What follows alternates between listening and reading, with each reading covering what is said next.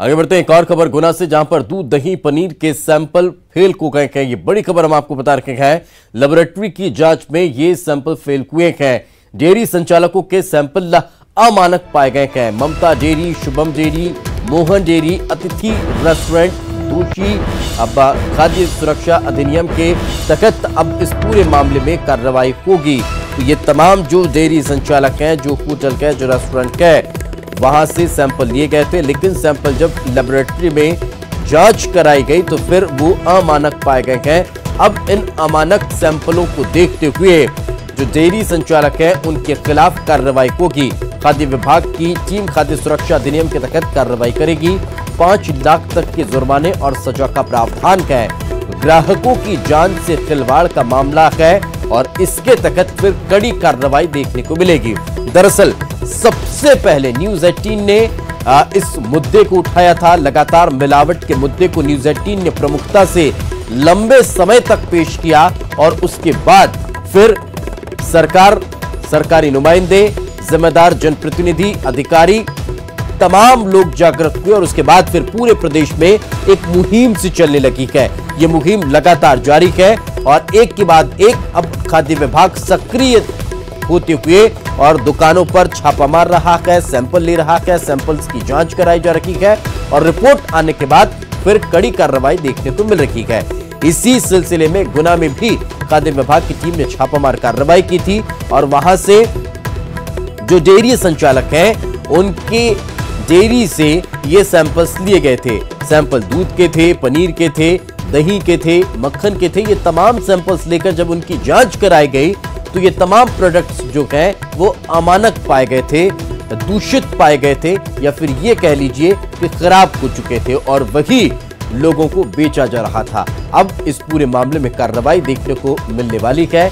जैसा कि बताया जा रहा है, जो अधिनियम है, खाद्य सुरक्षा अधिनियम है, उसके तहत ये कार्रवाई होगी और इस अधिनियम के तहत अगर इस तरह से सैंपल अमानक पाए जाते हैं तो फिर 5 लाख तक का जुर्माना, साथ ही साथ सजा का भी प्रावधान उस डेयरी संचालक या फिर जो भी खाद्य सामग्री को बेच रहा है उसके खिलाफ इस तरह के प्रावधान है। अब देखना होगा कि किस तरह की कार्रवाई होती है। अगर कड़ी कार्रवाई होती है तो फिर एक संदेश जाएगा, एक मैसेज जाएगा कि इस तरह से व्यवस्था नहीं चलेगी।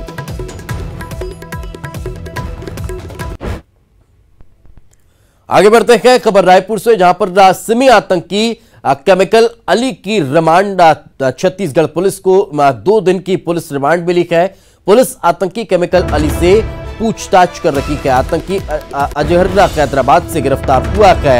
आपको बता दें 6 साल से यह फरार था। बोधगया और पटना ब्लास्ट में अजहर का कनेक्शन है।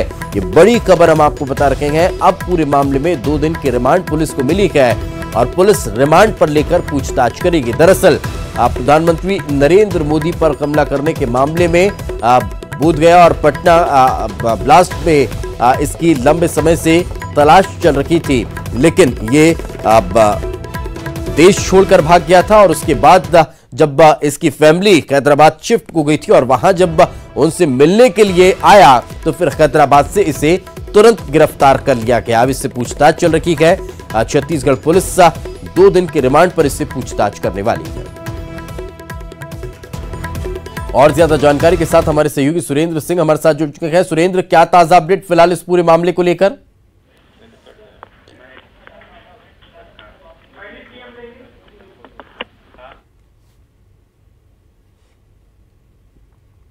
सुरेंद्र, क्या आप मेरी आवाज सुन पा रहे हैं?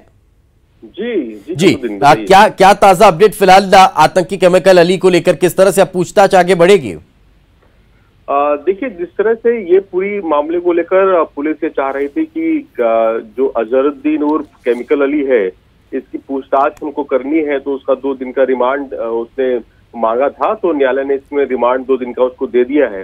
तो ये माना जाए जिस तरह से स्लीपर सेल्स का ये काम कर रहा था और दूसरा जिस तरह से लगातार ये इन गतिविधियों में था, और तो इससे पूछताछ पुलिस करेगी तो और भी खुलासा हो सकता है कि आगे की क्या रणनीति थी, क्या ये सऊदी अरब जिस तरह से भागा था, इसको भगाने के पीछे कौन लोग थे, क्या वहां पर भी कोई षड्यंत्र रच रहा था या ऐसी कोई गतिविधियों में शामिल था, और हैदराबाद में जिस तरह से ये किसका जो रहता था वहां से भी कनेक्शन जुड़ सकते हैं।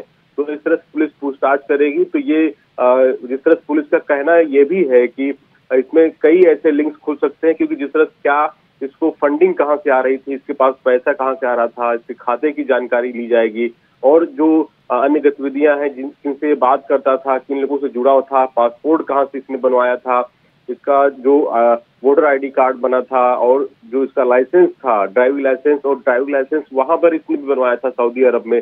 तो ऐसे कौन लोग थे जो इसके संपर्क में थे, कौन इसको वहां पे सुविधाएं मुहैया करा रहे थे, क्योंकि एक स्लीपर सेल का एक बड़ा ये मोहरा था छत्तीसगढ़ रायपुर में। और जिस तरह सारे जो आतंकी थे 17 आतंकी, उनको ये पनाह दिया था इसने, और सारे जो सामान होते हैं उसको मुहैया कराने की पूरी सुविधा इसने दी थी। तो इस तरह से ये 2 दिन की रिमांड है, तो पुलिस को बड़ी कामयाबी मिल सकती है इससे पूछताछ में, और कनेक्शंस जो हैं उसका खुलासा हो सकता है।